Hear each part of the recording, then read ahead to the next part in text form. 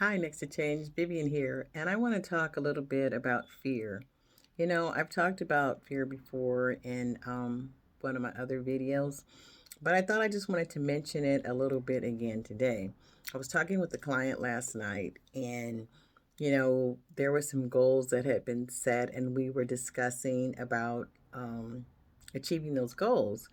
And the thing that kept coming up that I could see in that person was fear. They were afraid to display their talents in front of other people.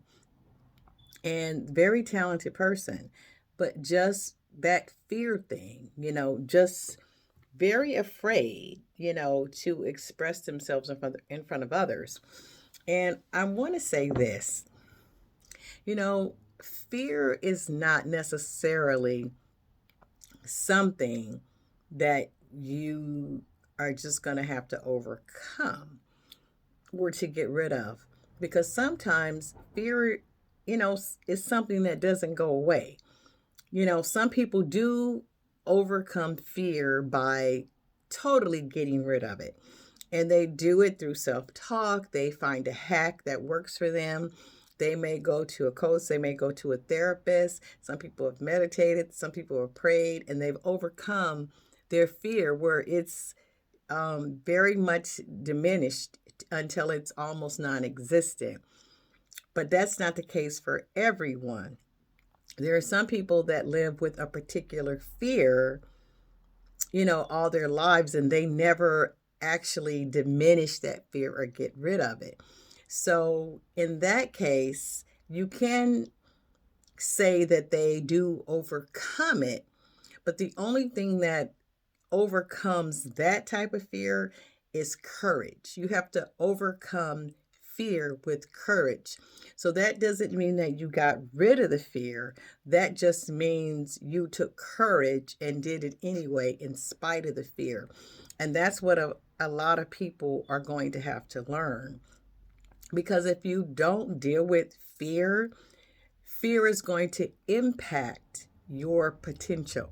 You'll never reach your full potential if you're not able to navigate fear away or navigate through fear. Fear is kind of a part of life for a lot of people.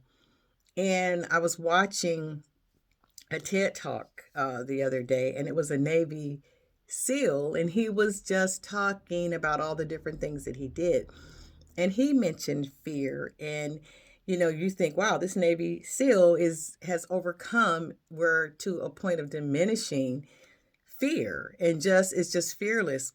But he said no, he was always, he always had fear. He would feel fear when he would be in situations when he had to use his skills and in face of danger. He did still feel the fear.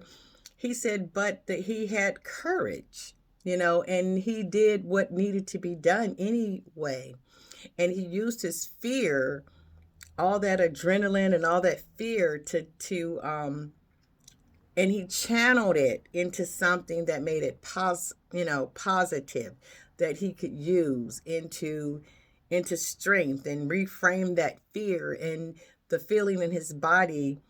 He used that to hype himself up and be energetic and ready for the thing at hand that he needed to do. So, you know, fear impacts your potential, and I'm going to tell you 5 different ways that fear can impact your potential. The first way is that it'll cause you to have second thoughts. And well, using the Navy SEAL, but I'm going to even go back into days of fighting. Um, when we'd fight in tournaments, and I was a fighter myself in tournaments, and we had a saying that you think long, you think wrong. So you're in the ring with the person, and fear causes you to hesitate. You're about to do something and you hesitate because you know doubt, which is really fueled by fear, would set in, and it would cause you to maybe again, like I said, hesitate or think twice. And in that hesitation or that thinking twice, you could get hit. You're open and you could get hit because you are rethinking when the move you were going to make anyway was a good move. So fear will cause you to sometimes think wrong. And also, a lot of times, we use the term a window of opportunity, and we use that term because usually opportunity is a window.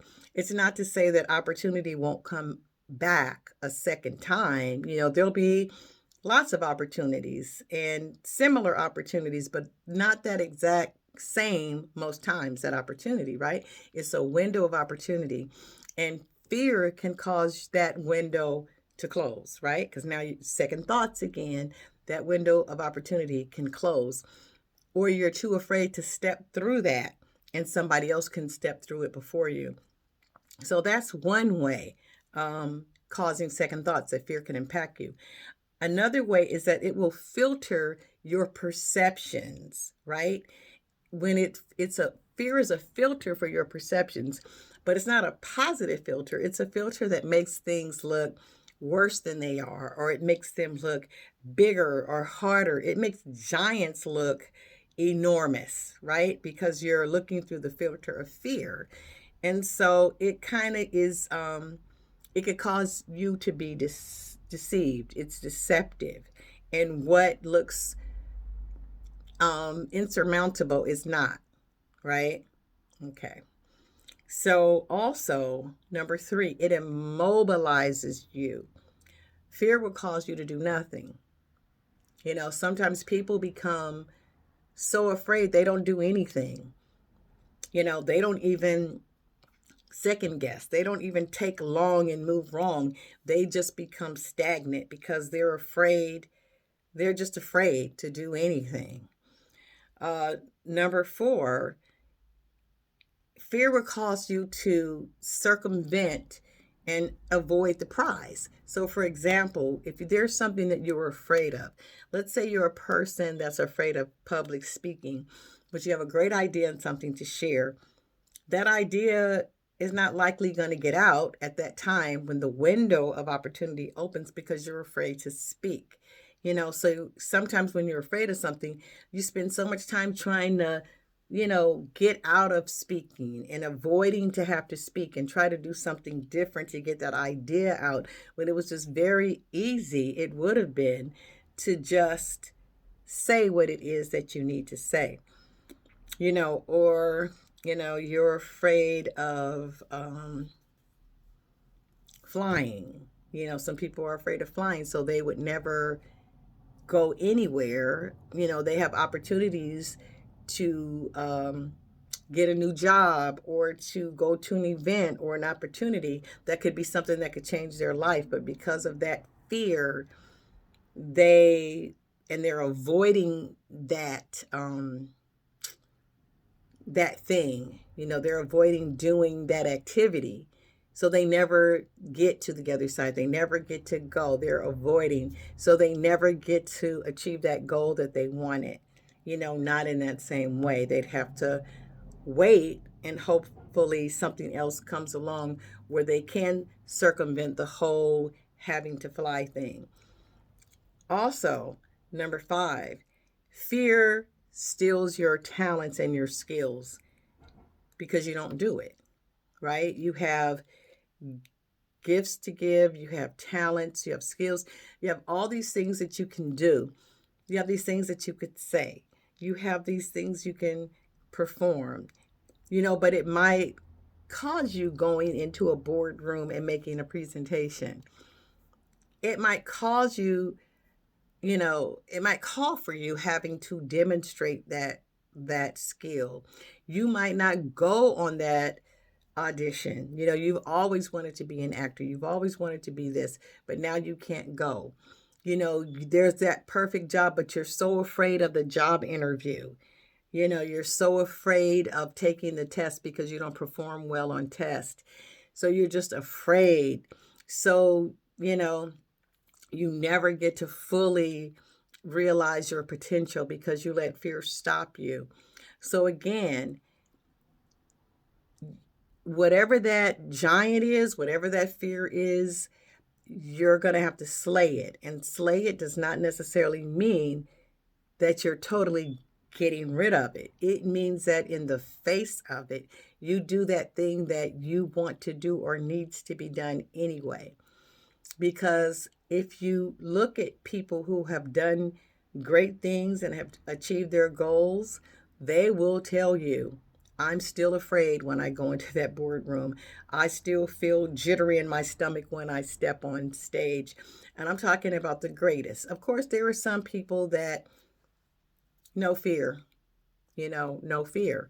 But most people do have, that a kind of fear that they deal with. And especially if you're not doing the things that you desire in your life and you feel like you're not fulfilling your purpose, or you feel like there's more, but there are so many daunting things that you have to do. So, think about that, and think about the fact that, you know, face your fear and deal with that fear so you can move on past that obstacle in your life, so you can move past that. Look and see what you have to do. Is there a way that you can eliminate that fear? Is there a way that you can get that fear to dissipate? Or do you have to do it in spite of the fear anyway and take courage? Because I will say this, for most people that have fear, once you start, the fear melts away, right? You get up there, you want to say a presentation, you want to do something, and it might seem a little, fearful in the beginning because of preoccupied with how you think or how you look or what other people think. But once you start, the fear melts away, and then you find yourself in the zone, but you will never know what that zone feels like unless you go ahead and just go through the fear. Okay? So this is Vivian here from Next to Change. Thank you for watching this video. If you enjoy watching the videos, please subscribe, and also share the video with someone that you think it could help.